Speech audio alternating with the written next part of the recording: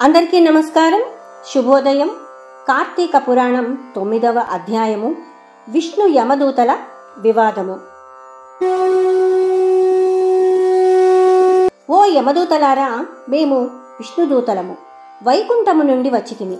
మీ ప్రభువగు ధర్మరాజు ఎటువంటి పాపాత్ములను తీసుకుని రమ్మని మిమ్మలను పంపెను అని ప్రశ్నించిరి.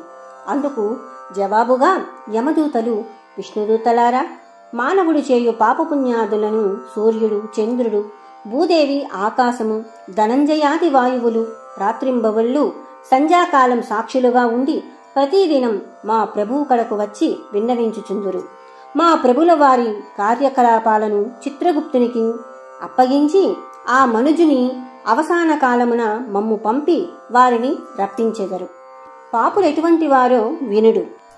వేదోక్త సదాచారములు విడిచి వేదశాస్త్రాలు నిందించువారును, గోహత్య, బ్రహ్మహత్యాది మహాపాపములు చేసిన వారును, పరస్త్రీలను కామించిన వారును, పరాన్నభుక్కులు, తల్లిదండ్రులను, గురువులను, బంధువులను, కులవృత్తిని తిట్టి హింసించువారును, జీవహింస చేయువారును, దొంగబద్దులు, వడ్డీతో పెంచి ప్రజలను పీడించువారును, జరత్వం, చోరత్వంచే భ్రష్టులగు వారును, ఇతరుల ఆస్తిని స్వాహా చేయువారును, శిశుహత్య చేయువారును, శరణన్నవాణిని కూడా వదలకుండా బాధించువారును, చేసిన మేలు మరచిన కృతజ్ఞులు, పెండ్లిండ్లు, శుభకార్యాలు జరగనివ్వక అడ్డు తగిలేవారును పాపాత్ములు.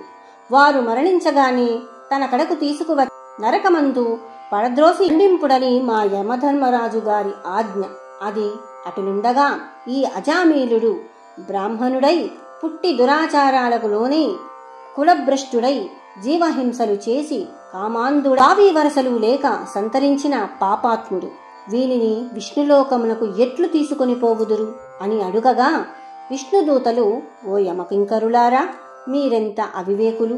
మీకు ధర్మసూక్ష్మములు తెలియవు. ధర్మసూక్ష్మములెట్టివో చెప్పెదము వినుడు.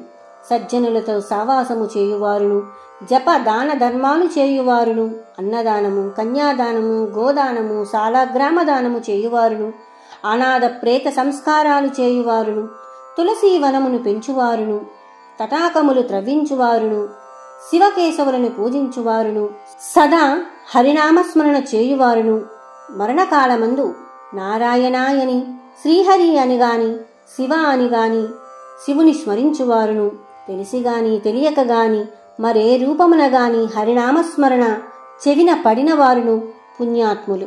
కాబట్టి అజామీలుడు ఎంత పాపాత్ముడైనను మరణకాలమున నారాయణ అని స్మరించుచూ చనిపోయెను గాన మేము వైకుంఠమునకు తీసుకొని పోవుదుము అని పలికిరి. అజామీలుడు విష్ణుదూతల యమదూతల సంభాషణ ఆలకించి ఆశ్చర్యముంది. ఓ విష్ణుదూతలారా, పుట్టిన నాటి నుండి నేటి వరకు శ్రీమన్నారాయణ పూజ గాని, వ్రతము గాని, ధర్మములు గాని చేసి ఎరుగను. వర్ణాశ్రమములు విడిచి కులభ్రష్టుడై నీచకుల కాంతలతో సంసారము చేసి తిని నా కుమారుని యందున్న ప్రేమచే నారాయణ అనినంత మాత్రమున నన్ను ఘోర నరక బాధల నుండి రక్షించి వైకుంఠమునకు తీసుకొని పోవుచున్నారు. ఆహా, నేనెంత అదృష్టవంతుడను! నా పూర్వజన్మ సుకృతము, నా తల్లిదండ్రుల పుణ్యఫలమే నన్ను రక్షించినది అని పలుకుచూ సంతోషముగా విమానమెక్కి వైకుంఠమునకు ఏగెను. కావున ఓ జనక చక్రవర్తి, తెలిసిగాని తెలియక గాని నిప్పుడు ముట్టిన ఎట్టుల బొబ్బలెక్కి బాధ కలిగించునో అటులనే శ్రీహరిని స్మరించిన ఎడల సకల పాపాలు నశించి మోక్షమునొందెదరు. ఇది ముమ్మాటికి నిజము. కార్తీక పురాణం 9వ రోజు పారాయణము సంపూర్ణం.